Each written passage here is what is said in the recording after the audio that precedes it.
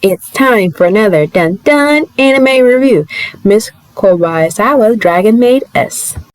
As Tora continues her quest to become the greatest maid and Kana Kuma finally immerses herself in life as an elementary school student, there is now a dull day in Kabasu's household with mischief being a daily staple. On one such day, however, a massive landslide is spotted on the hill where Miss Kobayashi and Toru first meet, a clear display of a dragon's might. When none of the dragons they know claim responsibility, the perpetrator herself descends from the sky. Ilu, the radical chaos dragon with monstrous power, rivals that of Toru. Sickening by Toru's involvement with humans, Ilu resorts to the typical dragon method of resolving conflict, a battle to the death. Despite such behavior, she becomes intrigued by Kobaya's ability to befriend dragons and decides instead to observe just what makes Kobayashi so special. When a new troublesome dragon in town, Kobayashi's eccentric life with a dragon maid is only getting the merrier. This anime has a first season, along with a prequel and another adaptation and a mini dragon special. Has about 12 episodes. Premiered July 8, 2021 to September 23rd, 2021. Based off the popular manga series, it is comedy, fantasy, slice of life. 23 minutes per episode and rated PG-13. Now let's get started into the review. And we're back at it again with Miss Kobayashi and her family. Basically, and the premise of Miss Kobayashi Dragon Maid S is the second season, and you might think it might be similar to season 1, but you were wrong. Even though Toru and her friend return for second season, things are a little bit more interesting than they were ever before. Toru and Miss Kobayashi go through some major changes that gain a new family member. Toru's character arc goes into more development and is interwoven with Emilia's arc as well. Both have a very comfort to their past as enemies and very different values and worldviews. There's plenty of times where they paint a picture of their lives before they came to Japan and befriended Miss Kobayashi, and also with their character development, especially Miss Kobayashi, she remains the core center of the founding family dynamic, as more of the father figure to Kana and now the new character Ilu. Finnen and his roommate won't get too interesting there, return to add more to the his dry humor mix with Taki's adoration gamer persona is still a lot of fun to watch. And then introduction to the new character, Ilu, a rather obnoxious dragon girl, and there's a picture to fight Toru in the first prelude and interrogating society as a human with some major difficulties. Like major, it's kind of interesting how she tries to fit into human society and it doesn't always go to plan as she had hopes, but she's learning. Like with anything else, you learn. And with the continuous plot line, the show breaks itself down.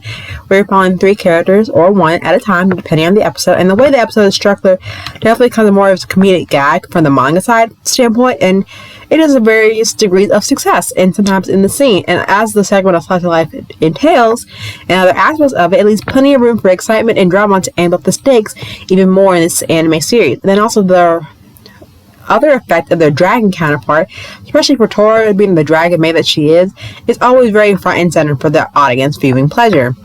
Now, even with the characters as adorable as they are, and then the dialogue being very casual and not forced, a very natural conversation between different characters, and the one-liners that make the jabs here and there, I think the overall story and plot emphasizes the character's emotional state with each episode and how they frame it, with the particular metaphors that they do years here and there, and then the battles that are in second season that left me very awestruck and wanting more. And also along with the musical centerpiece in the anime, I think it does really good where subtle hints of guitar notes here and there, adding more to the emotional scenes and make more impactful tug at the heartstrings when you're watching this, along with the opening and something they're very iconic as the original from the first season, and like the whole world of Dragon Maid like we're introduced to, and these characters how they rest in their natural surroundings in a more organic and natural way, and in a way just seems normal to the everyday routine. And Miss Kobayashi's apartment is a perfect example of that because of the personal decoration, the post-it, and the organized mess that is scattered around from time to time. It fits her personality to the perfect T. Now, watching Tora become more involved in society and form a community is immensely gratitude and satisfying, because along with that, she does encounter some funny skits, working at the maid cafe and doing her own little magical maid cafe type of touch that you normally see the maid cafe in Japan, but with a more darker twist to it, in a good way, I should say. And then you have the introduction of Ilu. Probably the most like catalyst is that the whole Dragon Maid universe to like, not on its edge, but like more to bring it towards more its depth, you know. And I think you would kind of dive into more of her backstory. Ilu is an interesting character, the way she's designed. It's just the way that she's built. And I just wish that the way she's drawn and the way that she acts, I'd give props to the creator. You know, you'll see what I mean when you watch the show, because she talks the same way as Kana would talk, but also she has more of a more sexual attraction towards the main character, but we'll get more of that, and then you kind of lead to the more friction, and it kind of leaves more of a love triangle, even though it shouldn't be. But I think in the earlier episode, it's just very innocent. I don't want to give too away, because there are some mature jokes in there here and there, and it helps the show, you know, give it a good pacing. And it's just it's a really good show, a good show that is very wholesome and very interesting. It does give the character a lot of backstory, which were done really well, and a lot of funny reactions that I really enjoy. It definitely had a good laugh. But definitely check out the anime for yourself. There'll probably be a lot of memes for it too, because there are plenty of meme-worthy scenes too that are probably somewhere floating around in the internet somewhere. But overall, it's a great anime. Definitely check it out for yourself.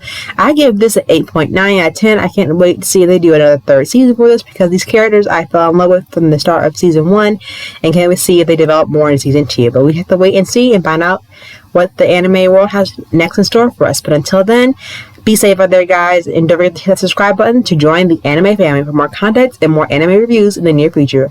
But until then, bye!